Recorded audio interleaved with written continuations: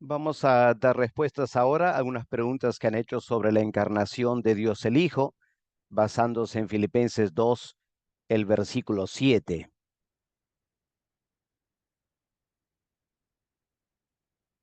Vamos a ampliar aquí la pantalla. Muy bien. Una pregunta acerca de la enseñanza de Juan. Si el apóstol Pablo enfatiza que el eterno Hijo de Dios se hizo semejante a los hombres, ¿cuál sería la intención del apóstol Juan al decir que el Verbo se hizo carne y no puso previamente semejante a carne? Obviamente no entenderemos que el Verbo perdió su deidad. Bueno, siempre hay que tomar en cuenta que cada autor está respondiendo a diferentes desafíos que encuentra en la iglesia. El apóstol Juan, el apóstol Pablo, perdón, en Filipenses no está tratando un tema doctrinal, sino que está tratando un tema pastoral. Pero Juan sí estaba enfrentando eh, un tema doctrinal, como leemos en la primera carta de Juan, porque para la segunda mitad del primer siglo, cuando Juan estaba escribiendo su evangelio y su carta, ya había surgido en la iglesia una herejía, un gnosticismo incipiente, conocido también como el docetismo, que enseñaba que el Señor Jesús solo aparentó tener un cuerpo, que realmente era un fantasma. Ahora, esas personas podían afirmar, bueno, en ese fantasma había la naturaleza humana, porque cuando una persona muere, su cuerpo deja de funcionar, pero su espíritu sigue viviendo, y ese espíritu que vive tiene naturaleza humana, ¿no es cierto? Entonces, de simplemente afirmar que Jesús tenía una naturaleza humana, permitía la idea de que Jesús fue un fantasma y que no tuvo un cuerpo físico, real. Como eso era la herejía que Juan estaba enfrentando en su evangelio, él decide escribir, claro, bajo la dirección del Espíritu Santo, el Verbo se hizo carne. Se sobreentendía que tenía una naturaleza humana, pero lo que Juan quería resaltar es la realidad del cuerpo humano, físico, material del Señor Jesús. Por eso Juan se expresó de esa manera, el Verbo se hizo carne. Uno de ustedes eh, opina que Pablo quizás en Filipenses pudo haberse expresado de otra manera. ¿No hubiera sido más acorde escribir o traducir tomando la naturaleza humana? Bueno, lo que el apóstol Pablo estaba queriendo afirmar aquí es que el Señor Jesús, siendo eternamente Dios y existiendo en esa naturaleza divina, Él se vació a sí mismo, en cierto sentido, no solo tomando naturaleza humana, eso es cierto, pero tomando la semejanza de hombre que incluye el cuerpo físico. Ahora, el cuerpo físico obviamente no es omnipresente. Claro, la naturaleza humana tampoco es omnipresente, pero la naturaleza humana es algo espiritual, ¿no es cierto? No es algo físico, no es algo tangible.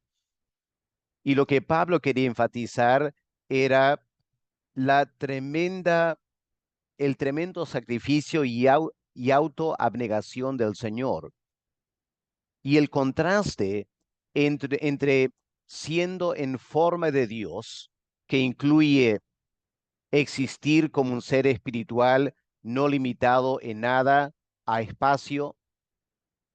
Él no solo tomó naturaleza humana, sino que tomó la semejanza de hombre, incluyendo el cuerpo.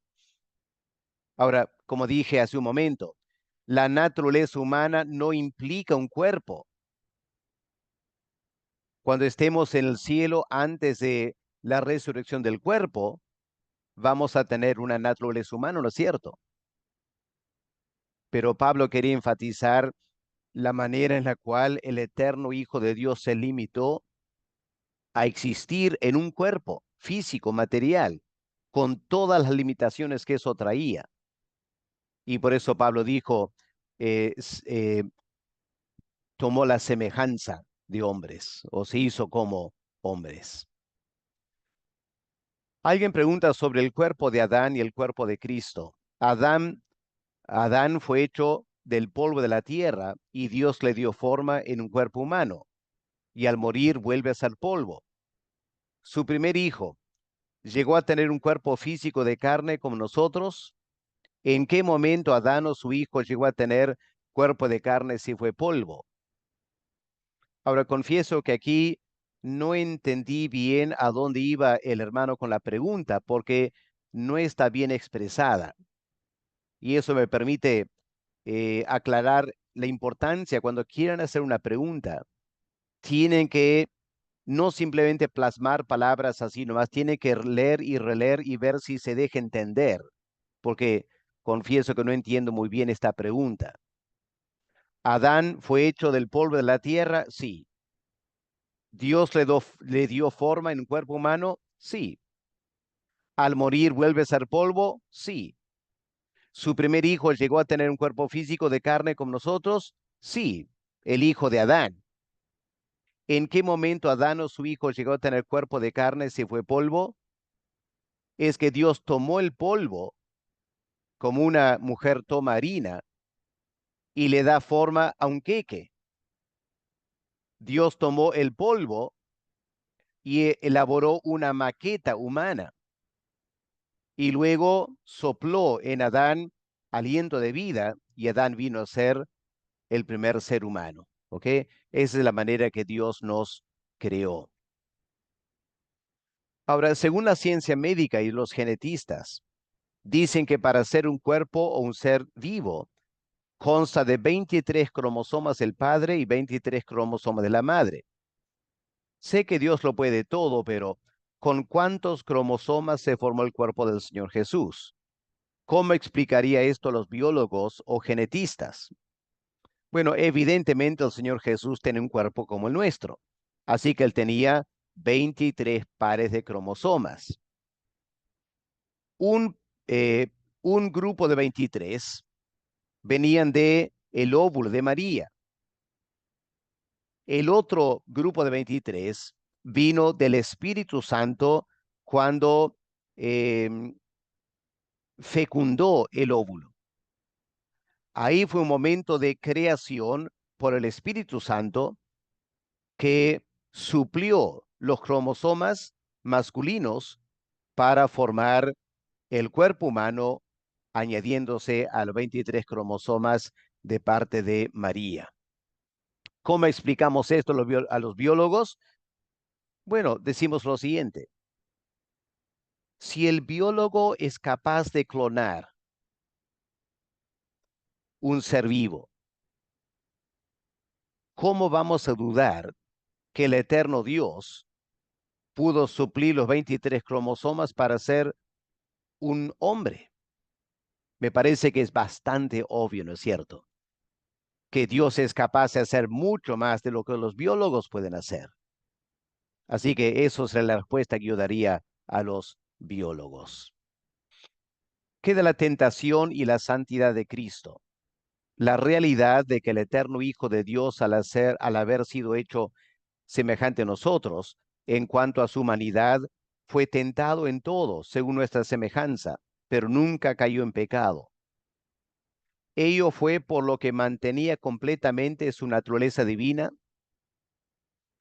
Bueno, obviamente su naturaleza divina contribuyó a la perfecta santidad de Cristo, pero nunca nos olvidemos que el Señor es nuestro modelo. El creyente debe conformarse a la imagen de Cristo. Así que si la santidad de Cristo y su habilidad de resistir la tentación se debió única y exclusivamente a su naturaleza divina, ¿en qué manera es un modelo para nosotros que no somos divinos? Así que habría que contestar en la siguiente manera. La razón por la cual el eterno Hijo de Dios no encarnado no cayó en tentación y cometió pecado fue que era un hombre lleno del Espíritu Santo. Y el Espíritu Santo le ayudó a mantenerse libre del pecado.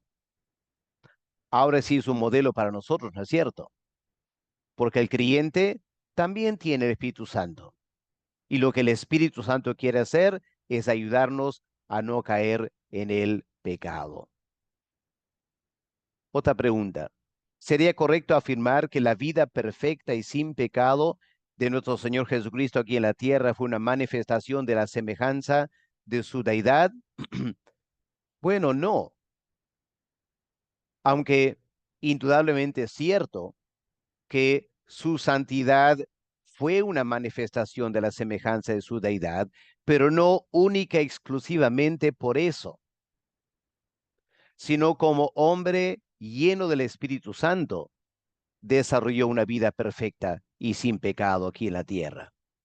No tuvo que ver con su deidad, tuvo que ver con la presencia del Espíritu Santo en el Señor y le dio la habilidad de resistir el pecado y así es un modelo para nosotros y por si acaso en la eternidad como cristianos tendremos el Espíritu Santo morando en nosotros, en nuestra humanidad y será la presencia del Espíritu Santo que nos guardará de no caer en pecado otra vez en la eternidad. ¿Ok? Para aclarar ese punto. Muy bien, ahí están las preguntas para esta semana. Que Dios les bendiga.